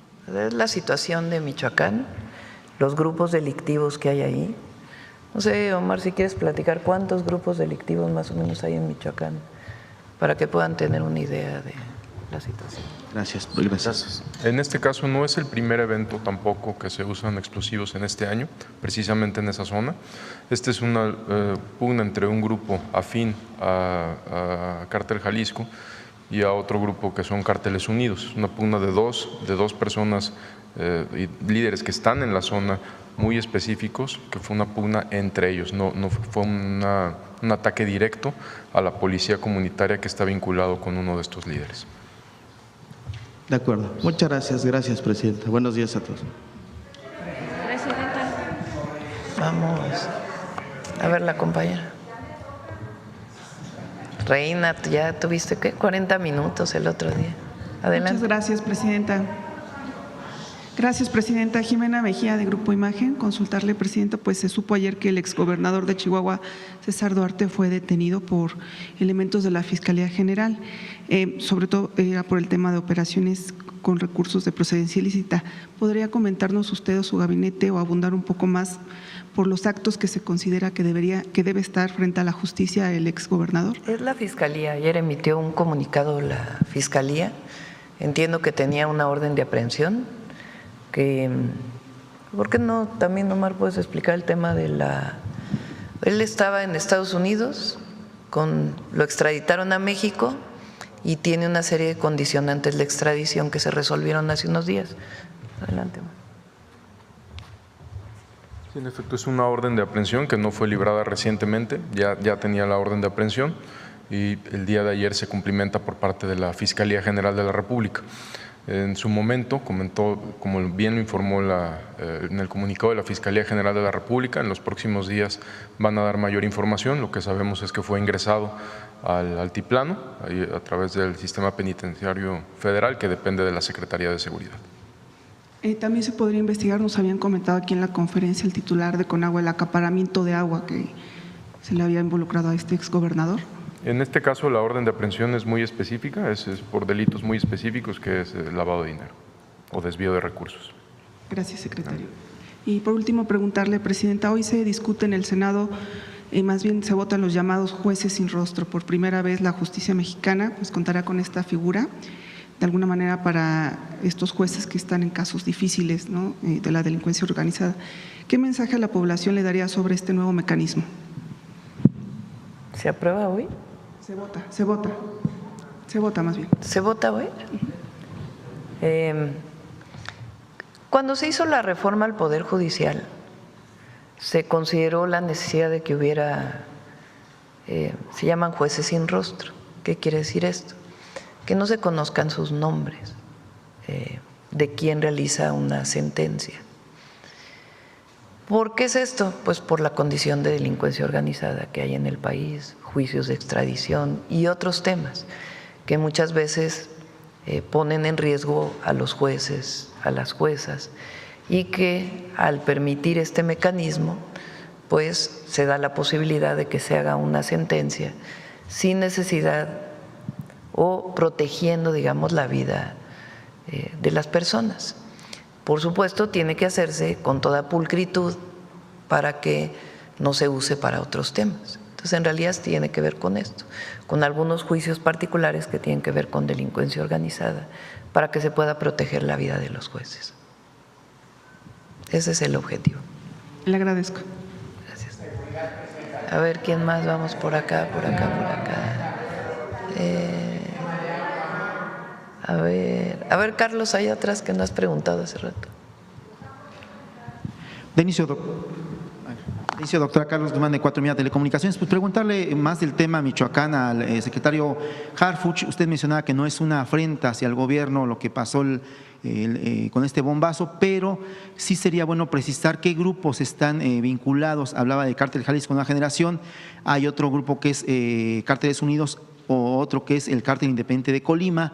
Es preguntarle directamente cuál es la afrenta que tienen estos grupos de crimen organizado en esta región. La afrenta es como en la mayoría de las rivalidades delincuenciales. Cuando hay una rivalidad de delincuencia organizada, pues lo que se busca es control territorial, ampliar sus actividades en extorsión, narcomenudeo, trasiego de droga, tráfico de armas, Principalmente en este caso es el control territorial y en efecto, como usted lo menciona, son células afines a Cártel Jalisco, Cártel de Tepalcatepec y Cárteles Unidos. De estas dos personas que habla, ¿ya se tiene el nombre, secretario, de esas personas que estaban en el enfrentamiento y que iban en esa camioneta? Sí, es parte de una investigación y también por presunción de inocencia pues no podríamos estar mencionando las investigaciones o los indicios que tenemos sobre ciertos objetivos. El día de ayer se hablaba también de decomiso de varios explosivos, ayer por la tarde, no sé si nos pueda profundizar qué tipo de explosivos se decomisaron y dónde, por favor. ¿En dónde, perdón? ¿Qué tipo de explosivos se decomisaron ayer? Incluso había por ahí información de corresponsales, básicamente de televisión privada, de la cadena Milenio, que hablaban justamente de ese tema, de que había decomiso de explosivos el día de ayer. Bueno, el día de ayer hubo varios aseguramientos de artefactos explosivos improvisados en Michoacán, en Sinaloa. Si quieren más tarde precisamos exactamente cuántas acciones hubo y cuántos fueron, pero no fue un caso aislado, fueron varios. Y aprovechando que está en el uso de la voz, secretario, pues sí, consultarle este tema de los coches bomba que hablaba, que ha habido varios, ¿cuántos ha habido en específico en este año que usted hablaba? De coches bomba como tal, más bien ha habido el uso de artefactos explosivos improvisados, algunos en vehículos, otros como lo hemos mencionado aquí en drones caseros, pero podemos precisar también, les enviamos toda la información de cuántos atentados o hechos delictivos ha habido con drones explosivos. Tampoco es la primera vez que mencionamos la hipótesis donde les explota a ellos mismos un artefacto explosivo. Estos artefactos improvisados son sumamente inestables y también lo hemos mencionado en esta mañanera. Perfecto, gracias, secretario. Gracias. Doctora, sí me gustaría consultarle. El día de ayer hablaba sobre Ernestina Godoy, le comentó alguna causa que no estuviera por aquí. Esperábamos que estuviera por aquí Ernestina. Bueno. Ella decidió el día de hoy no venir, está apenas, pues obviamente tomando posesión de la Fiscalía y ya podremos invitarla en otras ocasiones. Regresando al tema de Estados Unidos, doctora, el presidente Donald Trump cuando hablaba del tema de lo de aguas, sí me gustaría preguntarle al director de Conagua, pues justamente este tema, ¿qué es lo que buscarían poner en la mesa en la reunión de la tarde en cuanto a lo que mencionaba el presidente Donald Trump de este no cumplimiento? Ya por ahí el subsecretario Roberto Velasco daba puntos y obviamente lo tratado del 44, pero en el caso de Conagua, ¿qué específicamente podría hacer México para lo que es en dado caso que el presidente Donald Trump insista con ese tema de no cumplimiento, doctor? A ver, más que el no cumplimiento, lo que él dijo ayer es que se entregara cierta cantidad de agua de manera inmediata. Entonces, lo que planteamos es, incluso físicamente, por el tamaño del ducto, no se podría entregar en muy poco tiempo la cantidad de agua que está mencionando. Es hasta un impedimento físico. Eso lo sabe el gobierno de Estados Unidos. Lo que hay es la mejor voluntad para poder entregar la cantidad de agua que se debe de años anteriores, de acuerdo con lo que se dice en el tratado y, por supuesto, garantizándole el agua a México, en términos sobre todo del derecho humano al agua y una parte de los agricultores mexicanos. No sé si quieres comentar algo más, Efraín, de las presas, el tamaño de los ductos, etcétera. O Heriberto.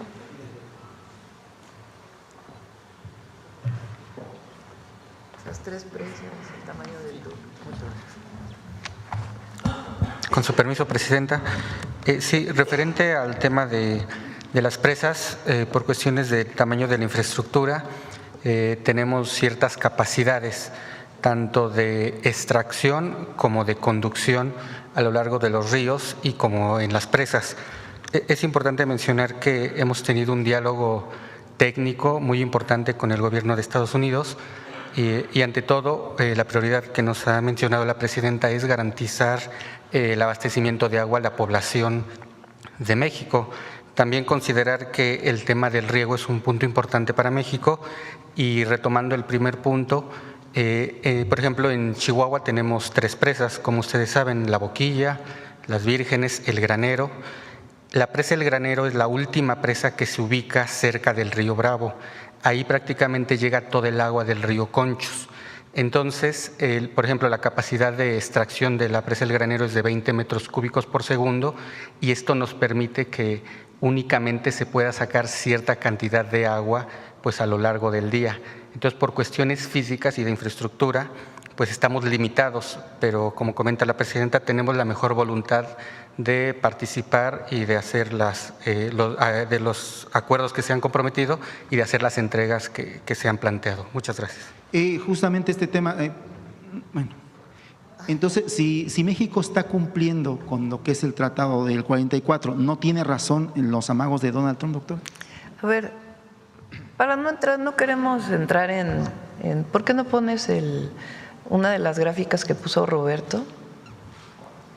O sea, el tratado establece una cantidad de agua que se tiene que entregar cada quinquenio.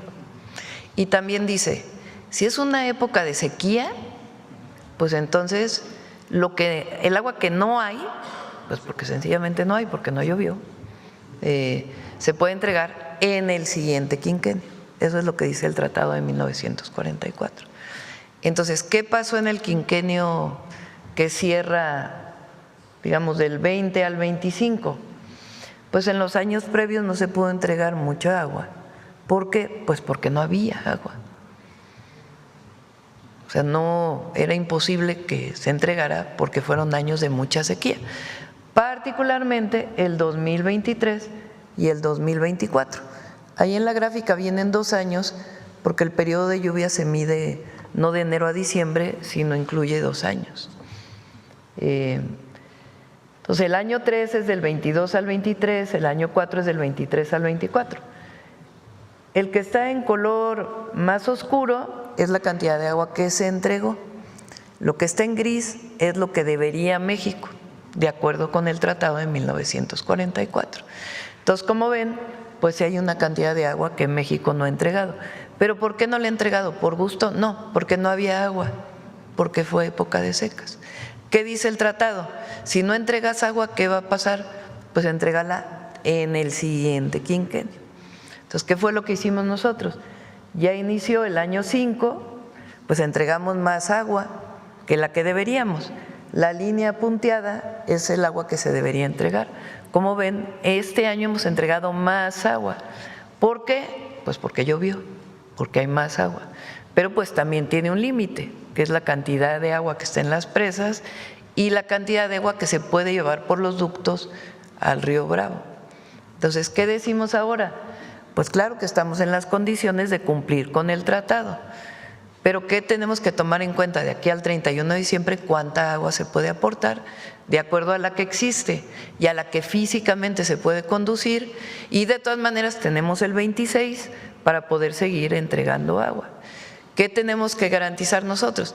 Pues que las poblaciones no se queden sin agua, evidentemente, y que agricultores trabajando con ellos, pues también tengan agua para riego, pero que también los agricultores de Texas, que son quienes están demandando esta agua, también puedan tener agua. Entonces, por eso es un asunto de entendernos, coordinarnos, porque no es un asunto de mala voluntad de México decir, no, queremos entregar agua, no. Sí queremos cumplir con el tratado, pero de acuerdo a las características que tenemos en este momento y seguimos trabajando para enero, febrero, marzo. Por eso digo que nos podemos poner de acuerdo, si es que no hay ningún otro tema realmente de parte de Estados Unidos, ¿no? Espero que no.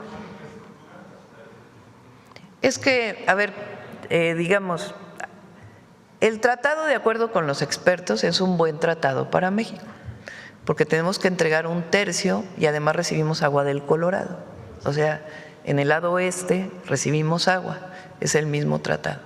Entonces, es un tratado que en 1944 se firmó y que es favorable para México y también para Estados Unidos, porque era de acuerdo a la cantidad de agua. Ha habido actas que se adicionan al tratado en determinados momentos, de acuerdo con las características. Así fue en el caso del 2000, creo, ¿no? 2020.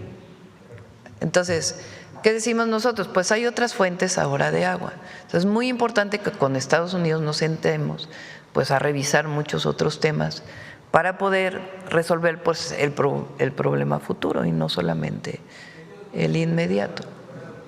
¿Perdón? No se ve. De hecho, ahora se hizo un acuerdo especial porque ellos han pedido muchas veces que se sanee el río Tijuana, porque contamina las aguas. El presidente López Obrador hizo una planta de tratamiento muy importante que disminuye esa contaminación, pero todavía falta.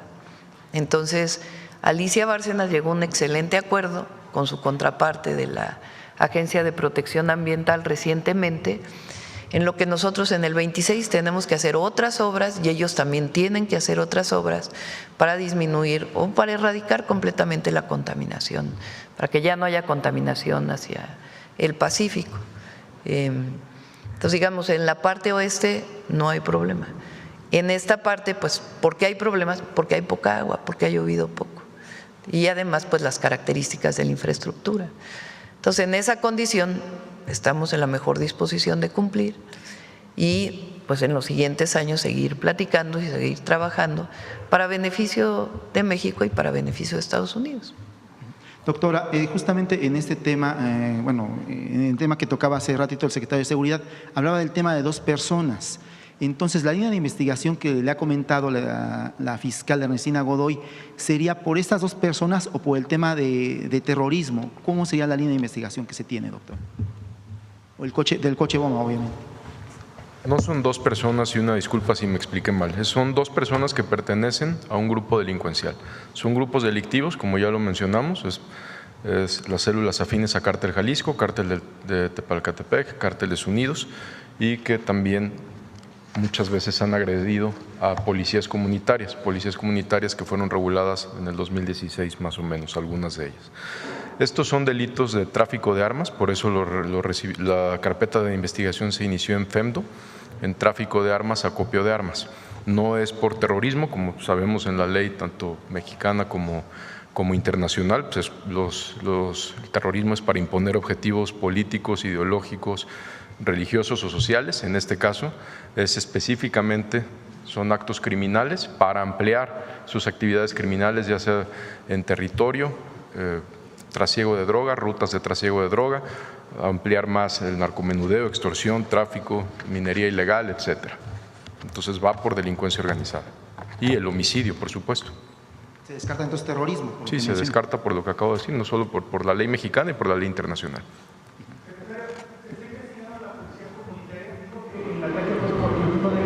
Está vinculado a uno de los grupos, ¿no? En este caso hemos recibido, se están haciendo diversas diligencias. No quisiera entorpecer las investigaciones que tiene la propia Fiscalía General de la República, que estamos seguros que más adelante va a informar, como lo mencionaron ayer en su comunicado. Perfecto. Doctora, consultarle, hace 2 semanas, si no mal recuerdo, le hacían aquí una denuncia de un empresario que estaba vinculado con extorsiones. El día de hoy sale en el norte del Monterrey justamente nuevamente este tema, donde mencionan que Omar Amador, funcionario del Comisionado Federal de Secretaría de Seguridad de Nuevo León y Tamaulipas también, están cobrando cuotas a casinos en complicidad con el empresario regiomontano Sergio Gil García, que le decían la otra vez.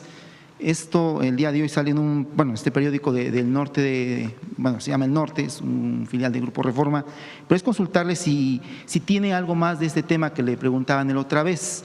Se mencionaba que incluso que esta persona vive en un penthouse y que tiene el tema de las denuncias por extorsión a los empresarios de casinos. No sé si usted tenga algo de información adicional, o si el secretario o la secretaria de Gobernación, que ella maneja lo que es el tema de casinos. Con permiso, Presidenta. Solamente decirles a quien esté presentando este tipo de irregularidades que nos haga de conocimiento primero a la autoridad correspondiente y también a nosotros para revisar a fondo cualquier tema que haya al respecto sobre el tema de permisos y todo lo demás que puedan estar poniendo en peligro también a la industria. Pero lo revisamos y procedemos en consecuencia. Esta denuncia es sobre el tema del casino regio. No sé si usted tenga conocimiento a través de la dirección. Hay diferentes denuncias a veces, pero sobre todo me preocupa cuando se trata de alguna denuncia que tenga que ver con servidores públicos. Entonces, como ya le dije a los integrantes de la industria de juegos y sorteos, por parte del Gobierno de México no hay absolutamente ningún intermediario ni representante del gobierno, de la Secretaría de Gobernación, que siquiera piense en solicitar algún tipo de corruptela, que lo denuncie inmediatamente y procedemos en consecuencia. Perfecto. Hasta el momento no hemos tenido, por lo que respecta a Gobernación, como les dije, lo que queremos es que regularicen sus negocios y que paguen sus impuestos, que con nosotros no hay ningún tema para todos los negocios que son regulares. Incluso les dije, si hay algún inspector de la Secretaría de Gobernación, que filmen la visita para evitar cualquier problema y que los inspectores también filmen la propia visita, para que todo sea transparente y todo sea muy legal. Sí me preocupa porque estamos por la cero corrupción y la cero impunidad. Perfecto. Gracias, secretaria. Gracias, doctora. A ver, vamos, ahora vamos con la compañera de acá. Buenos días, Presidenta. Buenos días a todos. Shaila Rosagel, corresponsal de Grupo Gili, El Imparcial de Sonora, La Crónica de Mexicali y Frontera de Tijuana. Preguntarles sobre el tema de seguridad a raíz del asesinato del alcalde de Uruapan, Carlos Manzo. ¿Cuántas autoridades han solicitado hasta el momento protección en el país? ¿En qué estados hay más solicitudes? ¿Y cuáles son los cargos que más solicitan este tipo de protección? Y preguntar si hay casos en Sonora y Baja California. ¿Tienen la información ahora de cuántas personas han solicitado protección de la Guardia? Hay 75 servicios de seguridad que proporciona la Guardia Nacional. Hablamos de poco más de 500 personas que están desplegadas en diferentes entidades del país. Y después del evento, del lamentable evento que sucedió en Uruapan, no se han incrementado mucho. Vamos a decir que se mantienen las solicitudes, no se han incrementado y se sigue aplicando el procedimiento. Llegan las solicitudes a la Secretaría de Protección Ciudadana, luego entonces ellos se las remiten a la Guardia Nacional. Se realiza un análisis de riesgo tomando diversos factores, sobre todo uno de ellos importante, la existencia de amenazas a la persona que está solicitando la seguridad y se determina efectivos, con cuántos vehículos, pero no se han incrementado. Preguntarle qué cargos son los que solicitan principalmente, alcaldes o… Hay de todos, funcionarios de los tres niveles. Sí. ¿Y de Sonora y Baja California tienen alguno? ¿Mande? ¿De Sonora y Baja California tienen alguno? Recientemente no tenemos, ¿no? No tenemos, recientemente no. Bueno, muchas gracias. En un segundo tema quisiera preguntar, en Baja California pues han disminuido los homicidios en este año. Preguntarles ¿qué se ha hecho en la entidad para lograr esta baja considerable de homicidios y qué acciones vienen para el próximo año ahí en Baja California? Primero, como lo ha instruido la presidenta Claudia Sheinbaum, en la Estrategia Nacional de Seguridad en Baja California, como en las 26 entidades de la República que hoy presentan una incidencia delictiva a la baja, en Baja California ayudó mucho el cuarto eje, que es la coordinación. Hay una gran coordinación con el gobierno del Estado. Hay un secretario de Seguridad Pública, que es el general Carrillo, que es un general en activo de la Secretaría de la Defensa Nacional, que ha logrado coordinar de manera muy efectiva a todas las instituciones que conforman el Gabinete de Seguridad federales y locales. Se han también hecho detenciones muy relevantes que hemos informado aquí de generadores de violencia, muchos de ellos buscados en Estados Unidos, otros con órdenes de aprehensión obtenidas por la propia Fiscalía de Baja California y también por la Fiscalía General de la República. Entonces, es coordinación, por supuesto, atención a las causas, pero coordinación, incremento de operaciones, incremento de efectivos. La Presidenta de la República nos instruyó desde el inicio de su administración el incremento de efectivos de Guardia Nacional, Defensa, operaciones específicas también con Marina y Secretaría de Seguridad. ¿Para el próximo año vienen más incremento de efectivos para Baja California o es lo mismo? Más que el incremento de efectivos, pues el incremento de efectivos se decide conforme va la incidencia delictiva, pero las operaciones van a continuar. Muchas gracias.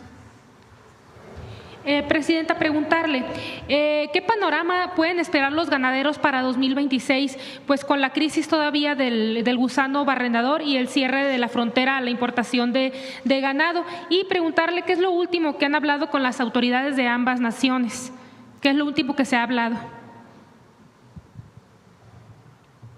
Estamos, ayer justo antes de ayer, estuvimos ayer en la reunión de economía con el secretario Verdegué. Estamos buscando que se acelere la producción, la planta que produce estas moscas que ayudan a disminuir esta plaga del gusano barrenador. Entonces estamos buscando acelerar que esté lista porque pues al tener la liberación de estas moscas, pues entonces se puede controlar. Lo mismo está haciendo Estados Unidos. Hubo una plaga, no sé si se llama plaga, supongo que sí, es una plaga del gusano barrenador hace 40, 50 años, que afectó mucho a la población de ganado, tanto en México como en Estados Unidos. Como después se controló, entonces ya no hubo pues tanta liberación de moscas, porque esta es una tecnología que viene de hace 50 años, es una técnica para poder controlar el gusano barrenador. Entonces ahora cuando vuelve a aparecer en Centroamérica, que de ahí vino digamos la entrada a México de esta plaga, pues es que estamos tanto en Texas como en México, tanto en Estados Unidos como en México, pues poniendo plantas para poderla producir. Entonces lo que queremos es acelerar para que se produzca más rápido y que se pueda controlar completamente. Ahora no ha habido ningún caso en el norte del país, ninguno, y por eso hemos planteado que se podría abrir la frontera. Pero bueno, para tener mayor certeza, el objetivo es que esté esta técnica de control más rápido para que pueda abrirse la frontera. Eso es por un lado. Por otro lado, pues está el programa que tenemos con Sonora, Coahuila y Durango para la producción de carne de calidad internacional para poderla producir en México y que pueda ser exportada no ya directamente el novillo, sino en realidad la carne. Y eso se está trabajando con los 3 estados y va muy adelantado, en particular con Sonora. Preguntarle, usted había comentado que en el primer semestre estaría esta planta, más o menos hablaron ayer de en qué mes pudiera quedar lista. Bueno, ahora está en junio del próximo año, pero la idea es poder acelerar los trabajos para que pueda estar antes. ¿Antes? ¿De cuántos meses hablamos antes? No podría decirte el mes, está haciendo el estudio la Secretaría de Agricultura y Desarrollo Rural para poder acelerar los trabajos. Presidenta, esta apertura de esta planta sería como lo que está pidiendo Estados Unidos para poder abrir la frontera. Pues sí, porque teniendo esto, pues entonces hay un control mucho mayor de la plaga que el que se hace ahora, pues visitando cada uno de los estados y de los lugares donde hay animales que puedan ser contagiados. Muchas gracias, Presidenta. Ya por último, además de la ley contra las extorsiones que se acaba de aprobar, ¿qué acciones hacen para combatir este delito en las entidades? Hay reuniones con empresarios principalmente. Es distinto el delito de extorsión en muchos estados de la República. En algunos está más avanzado o ha, digamos, llegado a más niveles o más sectores que en otros, pero evidentemente tenemos que trabajar en toda la República. Lo que se hace es establecer un espacio de confianza entre la Secretaría de Seguridad y Protección Ciudadana, la Fiscalía y la víctima o las víctimas, de tal manera que se conozca el modus operandi, que se pueda denunciar de manera anónima y que se pueda perseguir de oficio. Ahora ya se puede hacer. Y se está fortaleciendo el 089 para que cualquier persona que viva un caso de extorsión pues pueda denunciarlo de manera anónima.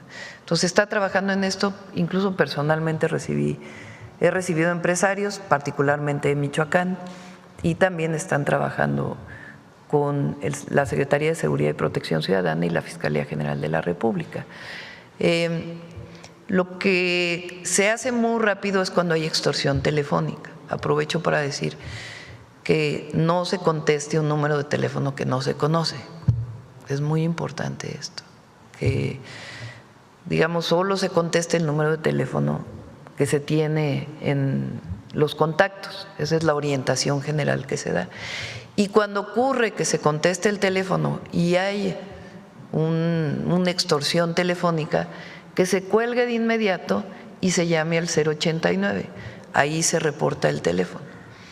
En algunos casos las extorsiones venían de prisiones, de lugares de detención, en donde había teléfonos que tienen las personas privadas de la libertad y desde ahí extorsionan. ¿Qué se está haciendo en ese caso? Pues de plano bloquear las señales y que nada más haya teléfonos únicos en donde puedan hablar con sus familiares dentro de los programas que tienen que existir de protección a los derechos humanos y de los derechos de las personas privadas de su libertad. Pero ya por ejemplo, en Altamira se quitó una antena, la antena solo servía para ese penal, pues ya se quitó la antena y ya no se puede llamar o ya no se pueden hacer estas llamadas que extorsionan. Entonces son distintos mecanismos que se están siguiendo.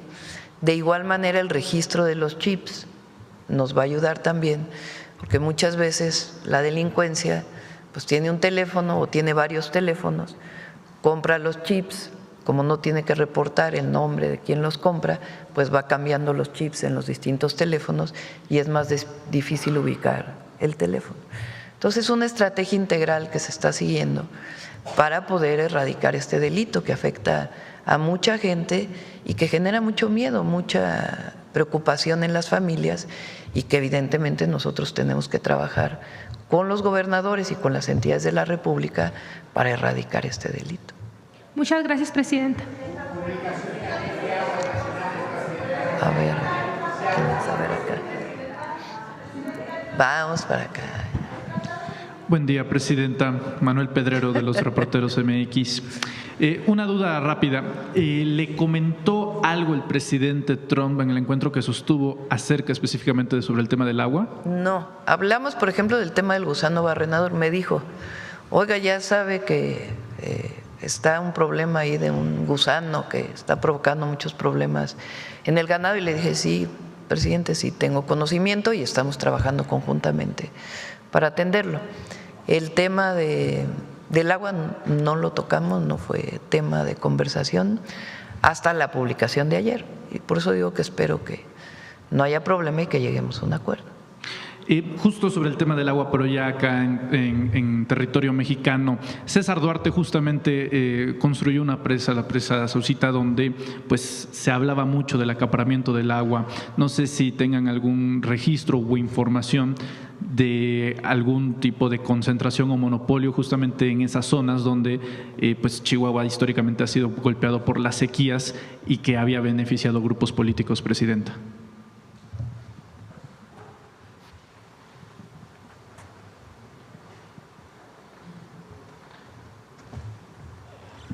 Bueno, buenos días. Con su permiso, presidenta. Efectivamente, en Chihuahua se tenía o se tiene una complicación de sobreexplotación bastante severa. Uno de los elementos que se han dado a conocer en este espacio es que el exgobernador en su periodo construye una presa. Esta presa almacenó, retuvo, acaparó alrededor de 700,000 metros cúbicos. Esto privó de agua a las comunidades que se encontraban aguas abajo y también a pequeños y medianos productores. Entonces, en este caso se levantó una denuncia, el juez determinó que se demoliera la presa. Esta actividad la realizó la Conagua hace algunos meses y eso está restablecido y de eso se deriva una denuncia que pues continúa su curso. Además, hay algunos otros elementos que estamos revisando de acaparamiento. Se está haciendo una revisión para tener un ordenamiento de todas las concesiones en Chihuahua. Aprovechando la presencia del titular de Conagua.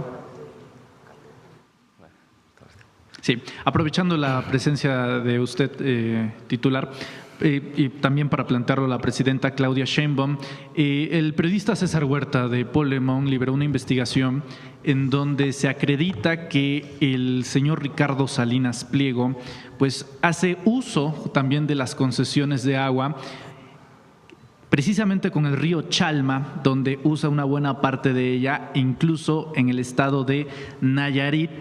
Estas concesiones estarían abasteciendo a Banco Azteca y hay un ángulo interesante y es que su hermana Esther Salinas Pliego también está involucrado en el negocio del agua, pero a través de las embotelladoras. Preguntar si esos asuntos se encuentran en orden, si no han detectado irregularidades, ya que pues otorgar una concesión para usarlo con otros fines pues no estaría dentro de la ley. Bien, son dos cosas que comentar. Uno, también en el caso de Chihuahua, complementando, tenemos un caso de un funcionario que durante el periodo del presidente Fox, varios casos, pero son algunos del presidente Fox y otros del presidente Peña, fungían como funcionarios de la propia Comisión Nacional del Agua y se otorgaron a sí mismos o a algunos familiares alrededor de 150 títulos de concesión, que estos 150 títulos de concesión concentran o acaparan alrededor de 47 millones de metros cúbicos. Es una cantidad enorme que podría abastecer a muchísimas comunidades. Y son casos que también estamos revisando en cuanto al acaparamiento, además de algunas otras obras de retención que se han realizado sin ningún tipo de permiso. Lo que nos estamos planteando con la ley es que podamos tener mayores elementos para llevar a cabo un proceso de ordenamiento de todas las concesiones que nos permita terminar con el acaparamiento, que nos permita terminar con la sobreexplotación y en esta segunda parte que tiene que ver también con el uso ilegal del agua.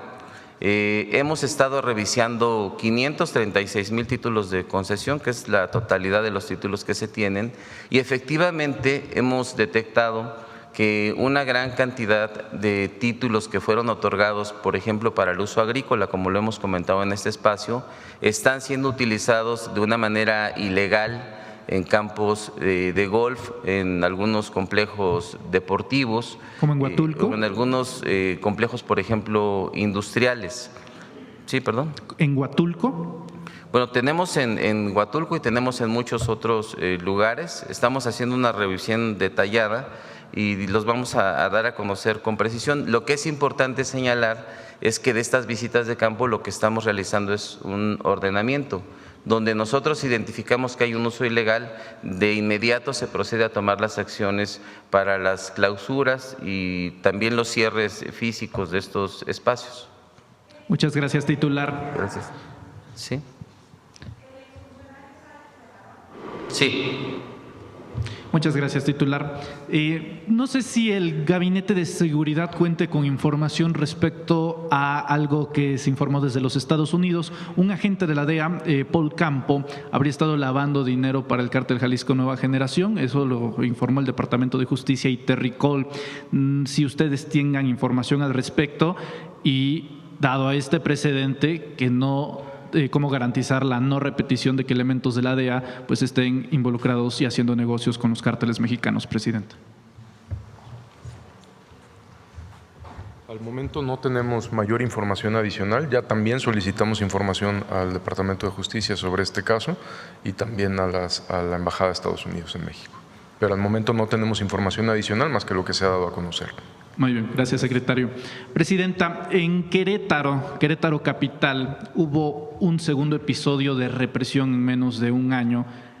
liderado nuevamente por el alcalde de esa ciudad, por Felipe Fernando Macías, y se da un evento de represión concretamente a mujeres indígenas, ya que denuncian estar siendo desplazadas del centro histórico para vender sus artesanías, concretamente la muñeca Lele, que es icónica, y que incluso se ha denunciado que muchos funcionarios y gobiernos de Acción Nacional las han registrado, el tema de las muñecas, bajo su nombre, y pues ellas no reciben ningún tipo de regalías. Ante estas denuncias y protestas, la respuesta de Felipe Fernando Macías y Acción Nacional en Querétaro fue reprimir a las artesanas, a las mujeres y hombres indígenas. ¿Sí tiene conocimiento del acto, presidente, y qué medidas podría tomar el gobierno federal ante esa represión?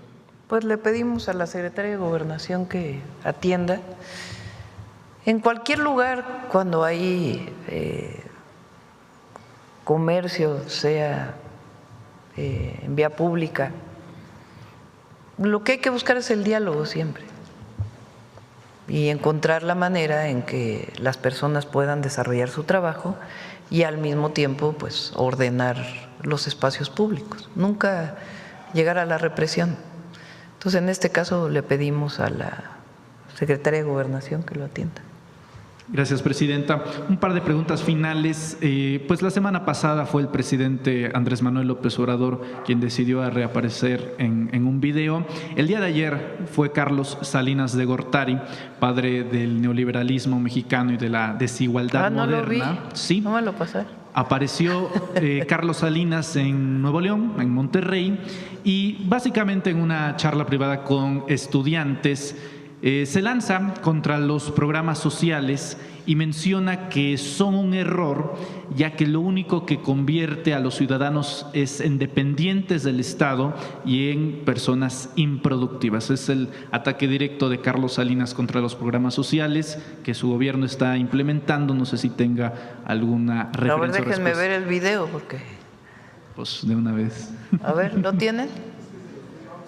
¿Es de 2011? A ver, explícalo ahí tú con el micrófono. De una vez. Se trata de un video de 2011, lo retomaron ahí en redes sociales, pero no es actual. Muy bien, y agradecemos. Bueno, pero a ver qué dice del 2011. Lo que dice Manuel. Los programas de bienestar son derechos, es una visión muy distinta. Fox en la campaña hizo un video donde decía que todos los adultos mayores que recibían una pensión o todos los que recibían apoyos sociales eran flojos. A ver. Noé, estudias economía, ¿en qué año estás, Noé? Segundo semestre de economía está Noé y su pregunta se refiere a los programas sociales y dice, ¿qué opinan los programas sociales en México y su falta de focalización como programa? Ojalá todos los programas sociales en México no fueran focalizados, creo Noé. Te voy a explicar por qué. La focalización lo que quiere decir es que se dirige específicamente a individuos a los cuales se busca darles un apoyo para mejorar su alimentación, su sustento, garantizar que acudan a la escuela y también la atención a la salud. Eso está bien. ¿Cuál es el problema? Y esa es la característica, focalización de progresa oportunidades, que los convierten en dependientes del Estado. No exigen corresponsabilidad frente al apoyo que se está dando y no invitan a la participación cívica de los beneficiarios. Son programas que en la estadística pueden mejorar la situación de pobreza, pero que están disminuyendo la formación cívica de esos futuros ciudadanos. Es una pena tener programas que pueden aliviar en la métrica social esa. Vamos a hacer mañana, si quieren, una discusión sobre los programas de bienestar, para que cómo fueron en el periodo de Salinas, cómo fueron en el periodo de Zedillo, cómo con Fox, con Calderón, con Peña y los programas de bienestar de la Cuarta Transformación. Podemos hacer una revisión de cuál es el objetivo, cuántos recursos se destinaban y cómo se visualizan y por qué son fundamentales para el bienestar de la población. Decía que Fox llamaba flojos, en realidad con otra palabra que no quiero repetir, a los adultos mayores que recibían que reciben la pensión universal, que es una visión completamente distinta a la nuestra. Nosotros creemos que todos los adultos mayores deben tener derecho a una pensión. Es un derecho social y que como derecho social pues debe ser otorgado a todas y todos los adultos mayores. Entonces, por eso hay programas de bienestar como la pensión universal o las becas a todos los jóvenes de preparatoria o los apoyos a las personas con discapacidad o el apoyo al campo o Sembrando Vida, que qué objetivo tiene. Entonces, vamos a hablar de los programas que se hacían en su momento, cuánto dinero se destinaba y los programas de bienestar. Mañana, si quieren, tocamos el tema. Agradezco la precisión, Presidenta, sobre todo porque ha sido resucitado el video recientemente justamente para atacar bajo el ángulo de los programas sociales. Finalmente, el Economista reporta en un nuevo estudio una aprobación presidencial de 70 puntos porcentuales, por encima de los 70 puntos porcentuales. Preguntarle a qué lo adjudica después de un noviembre que pues en cualquier otro país hubiera resultado lacerante en aprobación presidencial y que usted la mantenga. A ver, ponlo.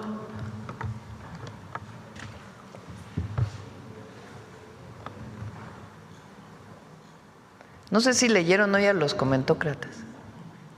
Ahí se los recomiendo porque a veces es bueno leerlos, estar enterado, pero no irse con la finta, ¿verdad? Porque dice, la terrible desaprobación que tiene la presidenta de la República. ¿Cómo ha perdido apoyo popular la presidenta? Qué mal está, en qué situación tan terrible. Polariza. Está terrible el país porque la presidenta cada vez tiene menos apoyo. Y luego sale la encuesta de Mitofsky, que por cierto era de los que no nos daba tanto cuando el 24, con la elección del 24. Junto con otras encuestas, ¿no? Salió una en El Heraldo, salió una en… El viernes que no estuve aquí salió en El País, ¿no? De 74% de ENCO. Esto es porque nosotros no traicionamos lo que pensamos. Porque hay consecuencia, hay consistencia. Si nosotros llegáramos a traicionar lo que dijimos en campaña, o llegáramos a traicionar nuestra historia, o los principios que nos guían en la Cuarta Transformación, entonces sí, caería la aprobación. Decía Krause el otro día, por favor que ya no haya mañaneras. Imagínense qué haríamos sin la mañanera, pues eso es lo que les gustaría, ¿no? Que no tuviéramos derecho de réplica. Entonces, la mañanera nos ayuda a informar nuestro punto de vista, nuestra perspectiva, la información clara de los datos y también pues el debate político que tiene que haber en el país y que es bueno que haya. Pero la aprobación, pues esa es por no traicionar. Y además nunca vamos a traicionar, nunca. Y la gente sabe que trabajamos de sol a sol por el bienestar de México y de los que menos tienen, porque esa es nuestra misión, ese es nuestro objetivo, por el bienestar de todas y todos, pero principalmente de los más humildes.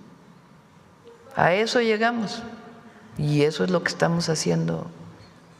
Por eso hay la aprobación de la gente. Si no, pues ya la propia gente ya nos hubiera quitado su apoyo. Y hay que seguir informando. Por cierto que lo que aparece hoy en Reforma contra Altagracia Gómez, sale de que hay corrupción y que hay contratos especiales con Minsa, que es la empresa, una de las empresas que ella representa, y que hubo un contrato especial y que hay conflicto de interés y demás. Hay desde hace tiempo, lo que era Diconsa, cuando no tiene suficiente maíz, como venden las tiendas de Diconsa, hoy tiendas del bienestar, pues vende harina de maíz. Y desde hace mucho tiempo se compraba. Ese contrato de todas maneras se canceló hace algunos meses. Sale hoy una aclaración de ella, ¿no? Me decía Belmont. Sale hoy una aclaración de ella. O sea, es falso que haya un conflicto de interés. Es una mujer, yo la quiero reconocer aquí. Fíjense, yo conocí a Altagracia Gómez. En la campaña no la conocía. Ella es una hija de un empresario, pero ella lleva las empresas.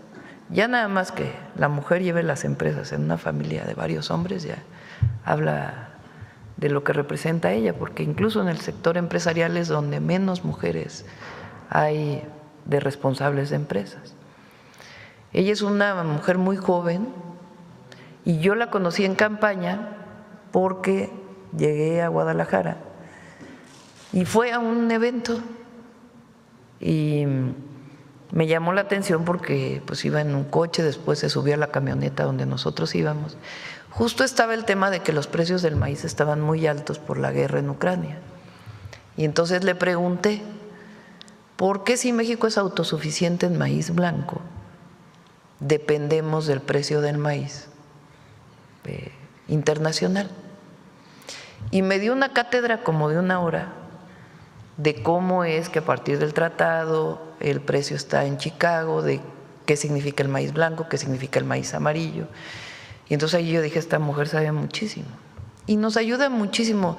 ¿Qué hace ella? Sencillamente nos ayuda en la relación con distintos empresarios, nos ayuda a traer inversiones a México, no cobra un centavo en el gobierno de México, sino sencillamente ayuda al país, ni siquiera es en particular a la presidenta. Y no hacemos ningún conflicto de interés, incluso… ¿De dónde salió ese? De allá atrás. Incluso ella misma ha dicho, no voy a participar en nada que tenga que ver con contrataciones con el gobierno porque no quiero que haya conflicto de interés, con excepción de este tema donde hay pues 2 empresas que venden harina de maíz, que es Maseca y Minsa. Y entonces cuando hace falta harina de maíz en las tiendas del bienestar, cuando no se puede procesar, pues se compra a estas empresas. Pero no hay ningún conflicto de interés, no hay un tema de corrupción y además ese contrato se canceló. Gracias, presidenta. Yo creo que ya, ¿no? 9:35. Vámonos. Vámonos.